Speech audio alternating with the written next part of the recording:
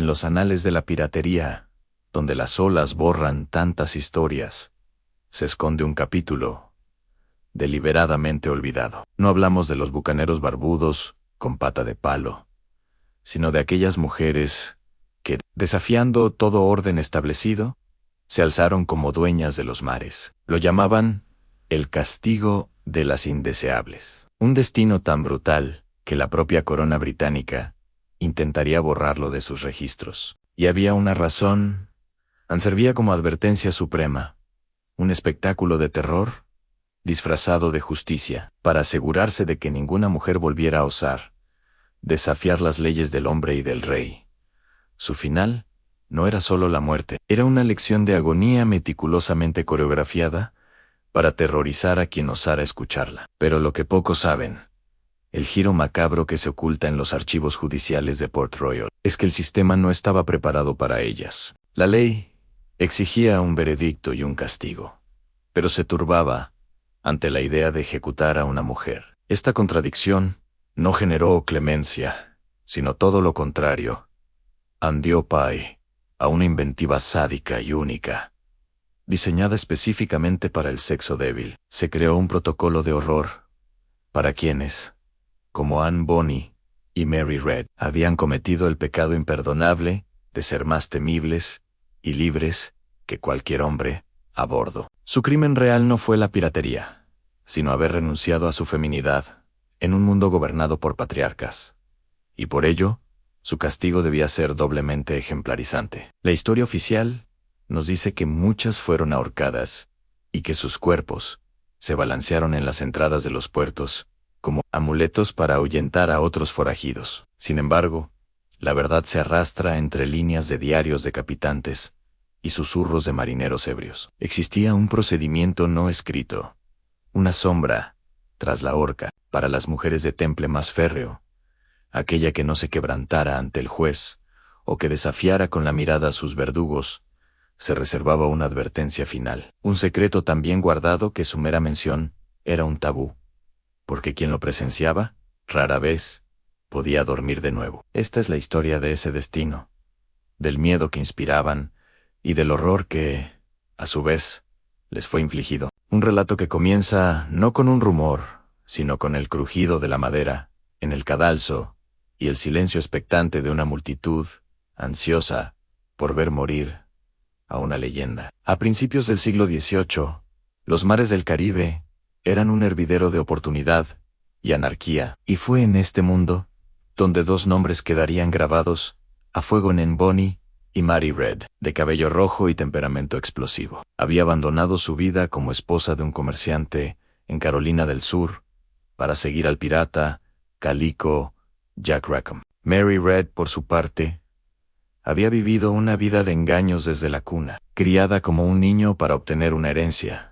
y que posteriormente encontró en la marinería la única vida donde su disfraz le permitía ser libre. Juntas, a bordo del Venganza, no eran simples acompañantes, eran dos de los combatientes más fieros y respetados de la tripulación. Vestidas con ropas de hombre, empuñando pistolas y machetes, desafiaban no solo a los barcos mercantes españoles o a los navíos de la Royal Navy, sino el mismísimo orden natural de las cosas, según la época. Su fama creció no por su género, sino por su ferocidad, hasta que la suerte les dio la espalda en octubre de 1720, frente a las costas de Jamaica, mientras la mayoría de la tripulación de Rackham yacía borracha e incapaz de luchar. Solo Anne y Mary defendieron el barco, con una rabia desesperada frente a los hombres del capitán Barnett. Su valentía, sin embargo, solo sirvió para sellar su destino, marcándolas como prisioneras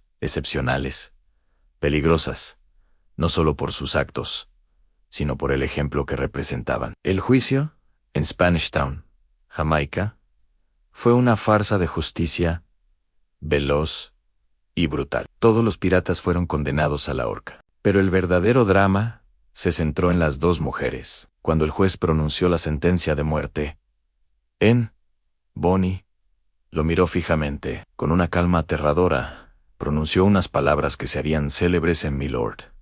Siento verle aquí. Pero si hubiéramos luchado como hombres, no nos colgarían como perros. La audiencia enmudeció. La insolencia de una mujer condenada, que aún desafiaba la autoridad, era algo que la ley no sabía cómo procesar. Sin embargo, fue un recurso legal inesperado, una confesión íntima, la que les concedió una suspensión temporal de la ejecución.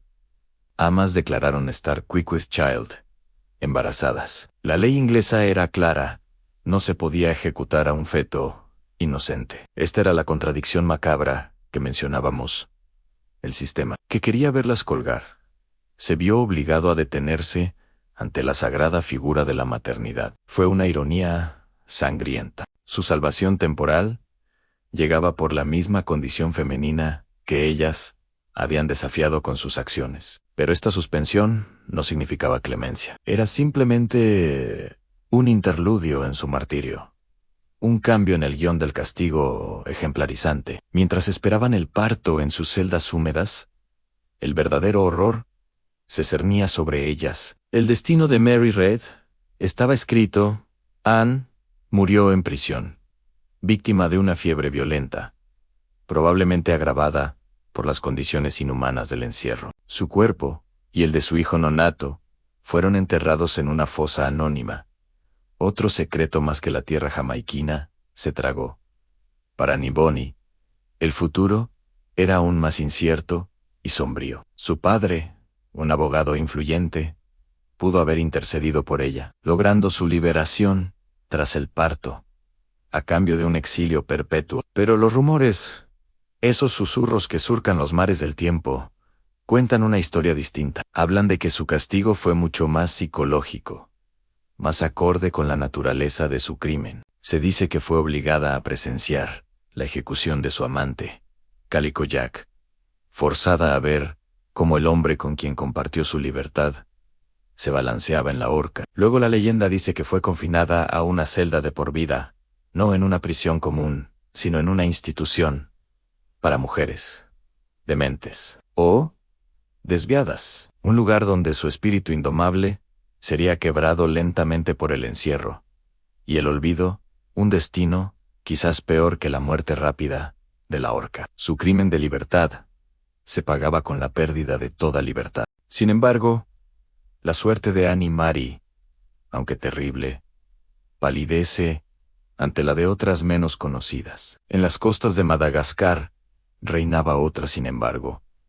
La suerte de Annie Mary, aunque terrible, palidece ante la de otras menos conocidas. En las costas de Madagascar reinaba otra reina pirata, María Lindsay, quien tras ser capturada por los franceses en el siglo XVIII, no encontró ninguna clemencia por su género. Su castigo fue diseñado para erradicar su leyenda de la memoria colectiva.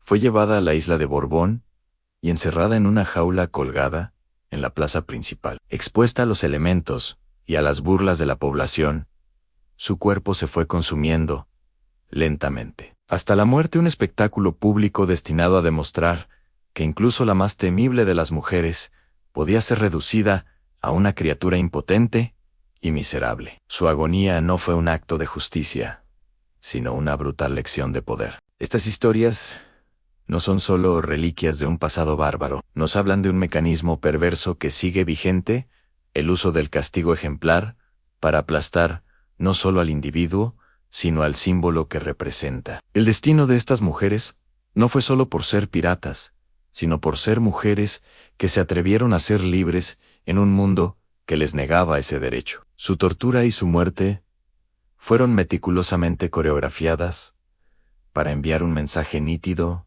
a toda la sociedad, un mensaje de miedo y sumisión. Hoy, cuando vemos cómo el poder, en cualquiera de sus formas, busca silenciar y escarmentar a quienes desafían su autoridad, podemos encontrar un eco lejano de aquellos cadalsos y jaulas. Nos recuerdan que el horror más profundo no nace de la simple maldad, sino de la calculada intención de controlar mediante el terror, de demostrar que ciertos límites no deben ser traspasados.